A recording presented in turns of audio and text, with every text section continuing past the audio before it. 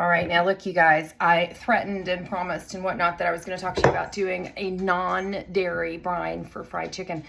And as it turns out, I have less chicken than I thought I did. But there's, you know, as I say, there's always a fix. What we're going to do is I'm going to make up the brine. I'm going to put the chicken that I have in the brine and I'm going to get more chicken between my 11:30 meeting and my 2 o'clock meeting. And, you know, it'll be fine for this purpose. So basically, as you know, longtime fans of the show know, I have trouble with dairy. I don't know if it's because I'm old or if it's because of genetics or if because I ate too many pizzeria combos in my youth or our addiction to pesticides. I have no idea.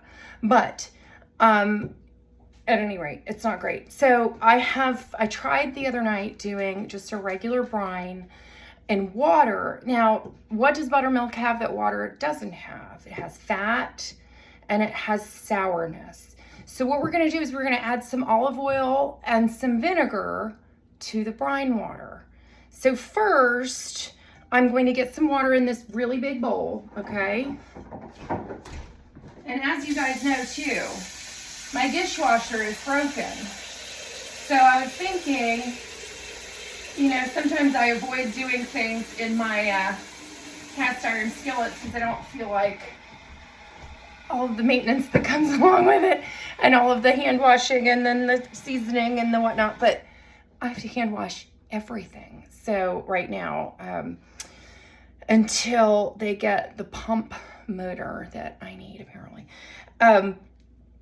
So we're doing things in the cast iron skillets. So here we go. First, you know, I've got water. I didn't fill it up really high because, you know, you're going to add chicken to it. So that adds volume, right? And what else are we going to do? We're going to add salt. So, you know, I like this kind of big sea salt for this gray salt for this kind of thing.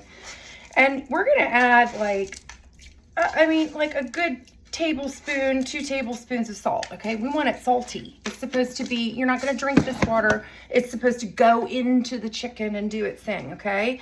The other thing I have is some herbs from my garden. And this is kind of a fun, we'll do a little horticultural lesson here.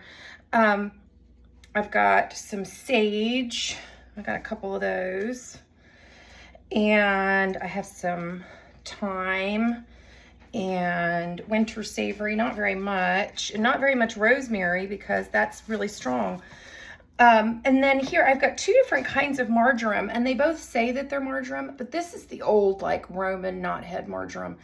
And I've noticed a lot lately, the other marjoram they're selling, it's like almost been crossed with oregano. It has a slightly different flavor and the leaves are bigger. You see? Is that funny? Anyway, those go in. And I didn't have an onion either, but I do have a couple shallots. I'm gonna cut those up. Goodness, I didn't put the knives away, so they're not where they go. So, you know, again, with the, you know, this kind of thing, when we're making a brine, everything's going in whole and roughly chopped. We're not like doing something amazing and finely made. We just want to get these skins off and a rough chop. And, but so too, since, you know, I don't have an onion, another thing we can do is add garlic flavored olive oil. So that will be our olive oil solution. And I'll put these ends and peels in my stock bag, as you know. Goodness, I just dropped part of it. Okay, so we got these kind of big chunks here. And I'm just gonna, you know, chunk them a little smaller, like that, see? And they'll kind of separate out in the liquid as you stir it around. I'm gonna throw those in. And some garlic olive oil.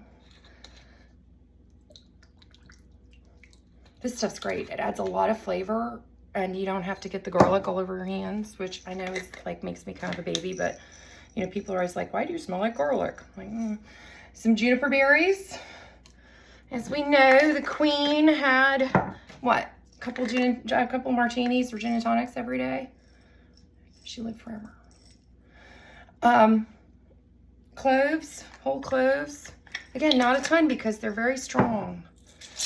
And a few allspice. Okay.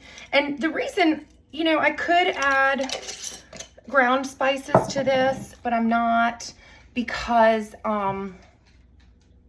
these you can kind of like, I can pour all this through a sieve and get all this out.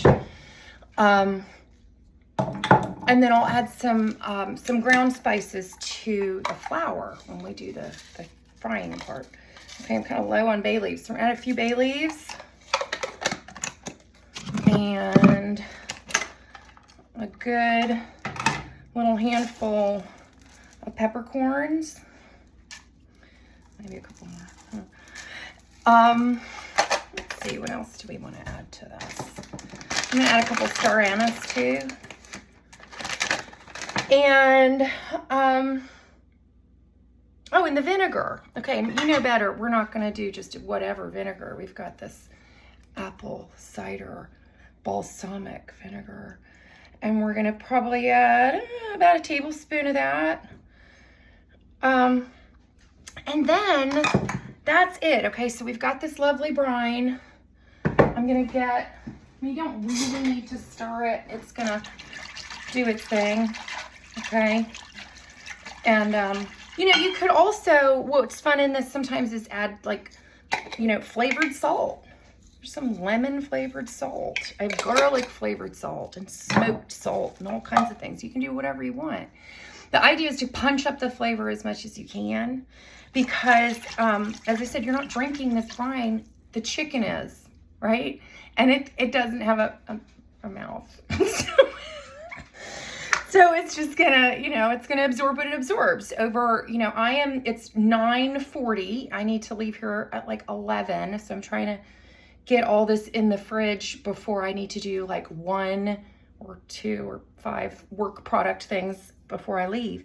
So I'm gonna go ahead and put this chicken in. And you know, too, if your chicken was in the freezer, like mine was, and it's still a little icy, this is also a great way. It'll defrost in this brine. It's not, you know, frozen solid. I wouldn't advise that, but you know, it's still a little icy. So I'm gonna get those in. I'm gonna wash my hands, and then I'll give you the rest of the instructions here. So you kind of know what to do with it afterwards.